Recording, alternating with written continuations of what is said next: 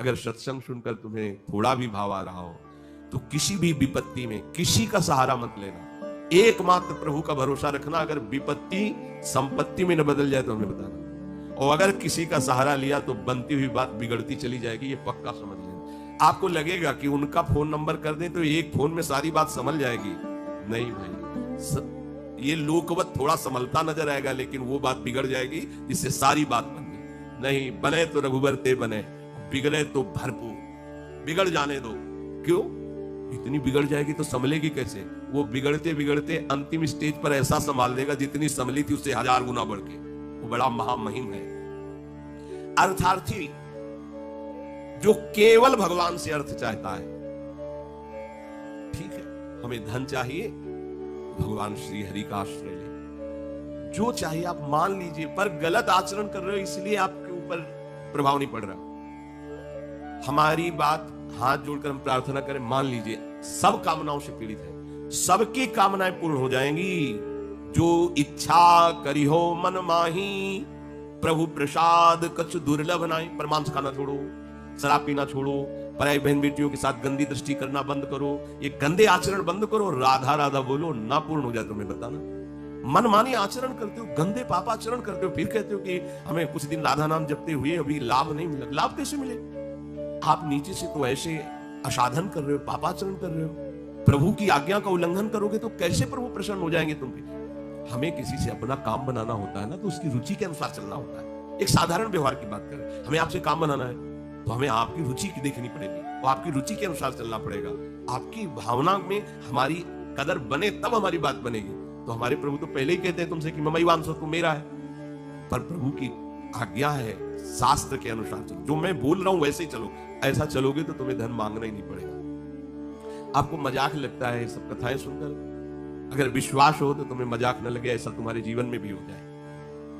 नरसिंह मेहता जी के पास उनकी बेटी के यहां भात भरने के लिए जो चर्चा चली, तो अभी लगा कि अगर यहां निमंत्रण नहीं भेजेंगे तो बहू को दुख होगा, और निमंत्रण भेजते हैं तो बेइज्जती की बात होगी, क्योंकि सब बाबा जी आएंगे फटे पुराने कपड़े, मजीरा और करताल लिए, हरि नाम कृष्ण नाम गोविंद नाम कीर्तन करने आए। अब यहाँ वीआईपी लोगों के बीच में होंगे और लोग पूछेंगे कौन है, तो कहेंगे समधी।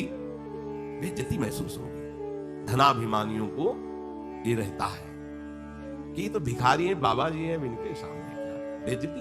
तो बोले इतना लिख दो कि वो आएंगे ही नहीं, इतना पर्चा में भात का सामग्री लिख दो कि वो आएंगे ही नहीं। ये बात जब कि निमंत्रण भी हो जाएगा और नहीं आए, बेटी भी जो बहू है वो भी नाराज नहीं होगी, भाई निमंत्रण तो गया है, पूरा लिख दिया। नरसिंह मेहता जी के पास पत्र गया, उन्होंने देखा, जाके ठाकुर जी के महाराज, क्योंकि भगवान की सिवा कोई आश्रय है नहीं। तैयारी की गाड़ी में, तो अब वहां 10-5 तो संत महात्मा कीर्तन, पूरी मंडली भगवत कीर्तन कर, गाड़ी में बैठ के। अब नरसिंह जी के सिवा उनका कोई था नहीं, और नरसिंह जी की हरि आश्रय। अब जहां नरसिंह जी वहीं, मान लो अपने लोग चलेंगे तो पूरे चलेंगे, जहां चलेंगे। अब कीर्तन करते हुए ऐसा भात भरा था ठाकुर जी ने कि भूतो न भविष्यति, स्वर्ण की वर्षा हुई थी, लिखा है स्वर्ण की वर्षा हुई थी। द्वारिकाधीश की गाड़ियां लगी हुई थी, बैलगाड़ियों में सब लदे स्वर्ण आभूषण, गांव का गांव पूरा कंचन का हो गया था। ऐसा वैभव भगवान ने प्रकाशित किया। आपको क्या भगवान पर विश्वास नहीं? क्या आप प्रभु के नहीं हैं? क्या आपको प्रभु ऐसा प्यार नहीं करते? पर आप प्रभु के ऐसे आश्रित नहीं होते, इसीलिए आपको अनुभव नहीं होता। अगर कोई आश्रय नहीं है और आपकी किसी पर नजर न जाए, केवल इन्हीं के चरणों में रहे कि अब तो जीवन आपके लिए, ऐसे संभाल लेंगे। ऐसे अर्थ चाहिए आपको तो केवल इनका भरोसा ले लो, केवल इन अपने छल कपट का, अपने व्यवहार का, अपने किसी बल का नहीं, केवल इनका भरोसा ले लो। चमत्कार हो जाएगा जीवन में, आपको पता नहीं चलेगा कैसे हुआ।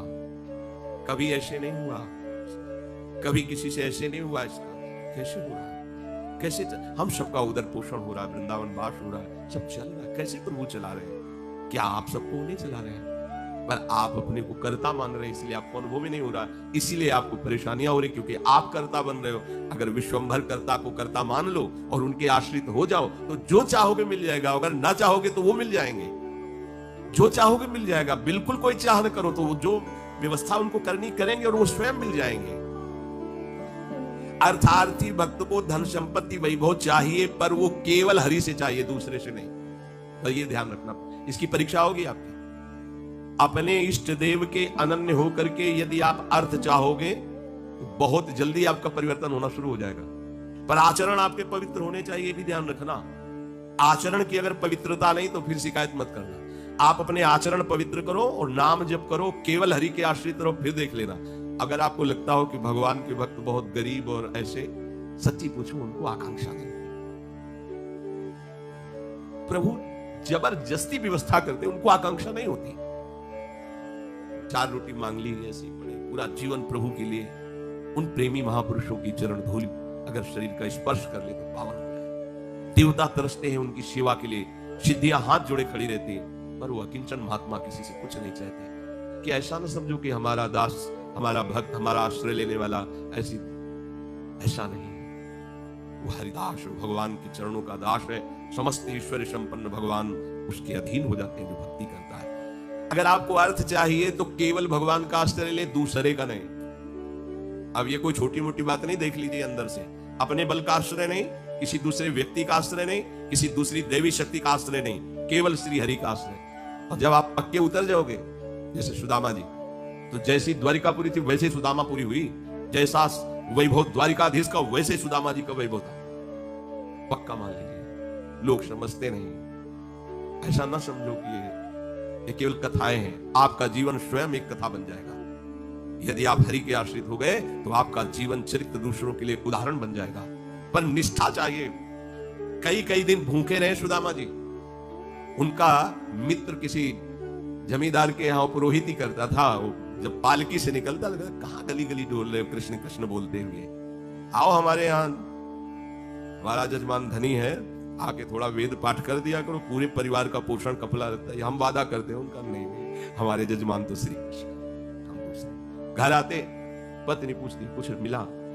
5 घर हुआ है, कुछ मिला नहीं। चलो तुलसीदास और चरणामृत से तिनका। भगवान ने अगर धन ही चाहिए, सुदामा जी की इच्छा नहीं थी, उनकी पत्नी की इच्छा के कारण वो भी इच्छा भगवान ने पैदा की। ये भक्त जनों को ऐसा ना समझो फटे पुराने कपड़े पहने या ऐसे घूम रहे हैं, बड़े अभागी हैं। हम तो बड़े भाग्यवान हैं क्योंकि हमारे पास सारा ऐश्वर्य है। ऐसा ना समझो उनके भाग्य में ऐश्वर्य बनाने वाली मशीन मिल गई है, श्री हरि। वो इस ऐश्वर्य को क्या करे, श्री हरि मिल गए, जिनके रोम कूपों में अनंत ब्रह्मांड वास करते हैं। वो भगवान उनके यार हैं, उनके प्यार हैं। वो दूसरे की तरफ क्यों ताकेंगे?